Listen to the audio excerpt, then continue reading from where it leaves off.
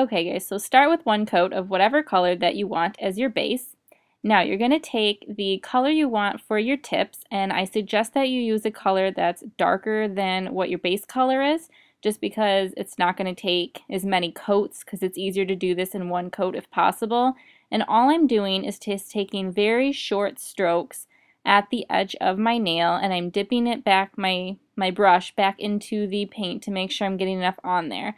Now as you can see, I have short nails, so I get a bunch onto the tips of my finger, which that is fine. Just keep going and we will clean that up with a Q-tip and some nail polish remover once you're done. So just keep repositioning. I'm using my thumb, so I have to keep repositioning so that I get all of the edges of my finger.